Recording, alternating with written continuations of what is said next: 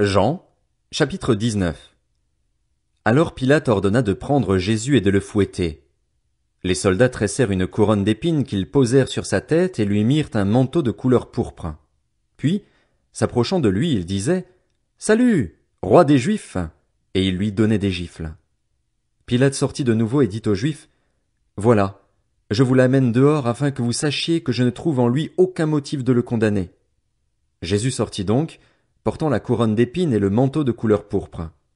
Pilate leur dit « Voici l'homme. » Lorsque les chefs des prêtres et les gardes le virent, ils s'écrièrent « Crucifie-le!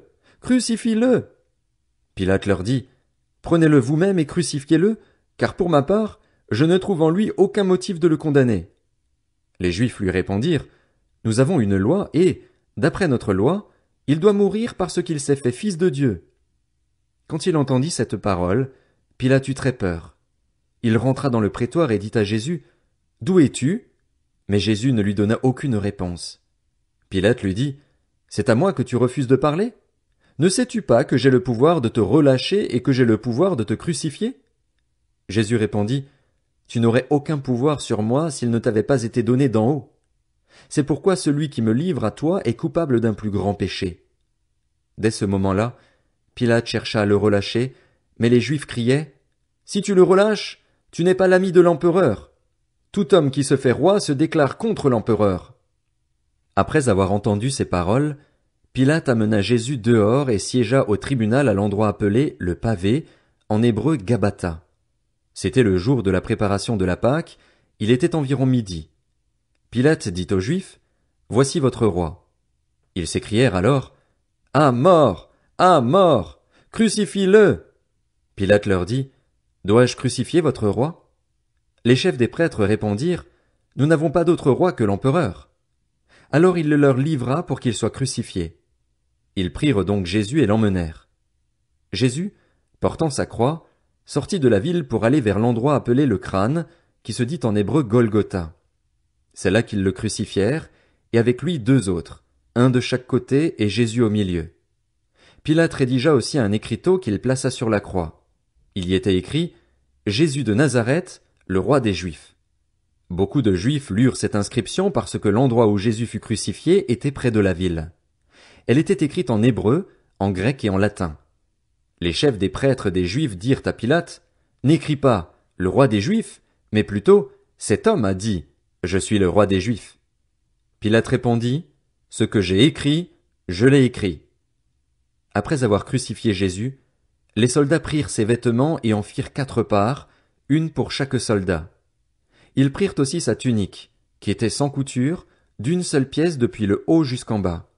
Ils se dirent entre eux, « Ne la déchirons pas, mais tirons au sort pour savoir à qui elle sera. » C'est ainsi que s'accomplit cette parole de l'Écriture. Ils se sont partagés mes vêtements et ils ont tiré au sort mon habit. Voilà ce que firent les soldats. Près de la croix de Jésus se tenait sa mère, la sœur de sa mère, Marie la femme de Clopas et Marie de Magdala. Jésus vit sa mère et, près d'elle, le disciple qui l'aimait. Il dit à sa mère, « Femme, voici ton fils. » Puis il dit au disciple, « Voici ta mère. » Dès ce moment-là, le disciple l'a pris chez lui.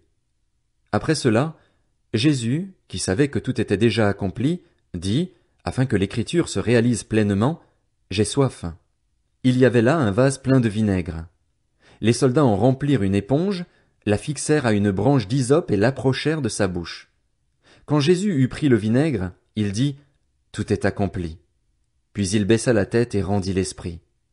C'était la préparation de la Pâque et ce sabbat allait être un jour solennel.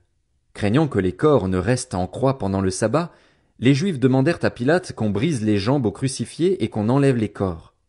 Les soldats vinrent donc briser les jambes du premier, puis du second des condamnés qui avait été crucifié avec Jésus. Quand ils s'approchèrent de lui, ils virent qu'il était déjà mort. Ils ne lui brisèrent pas les jambes, mais un des soldats lui transperça le côté avec une lance et aussitôt il en sortit du sang et de l'eau. Celui qui a vu ces choses en rend témoignage et son témoignage est vrai. Il sait qu'il dit la vérité afin que vous croyiez aussi.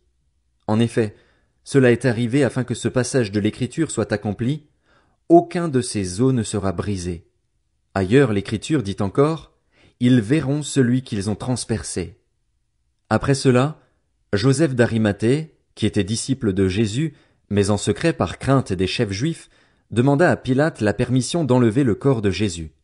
Pilate le lui permit. Il vint donc et enleva le corps de Jésus. Nicodème, l'homme qui auparavant était allé trouver Jésus de nuit, vint aussi. Il apportait un mélange d'environ 30 kilos de myrrhe et d'aloès. Ils prirent donc le corps de Jésus et l'enveloppèrent de bandelettes, avec les aromates, comme c'est la coutume d'ensevelir chez les Juifs. Or, il y avait un jardin à l'endroit où Jésus avait été crucifié, et dans le jardin un tombeau neuf où personne encore n'avait été mis. Ce fut là qu'ils déposèrent Jésus parce que c'était la préparation de la Pâque des Juifs et que le tombeau était proche.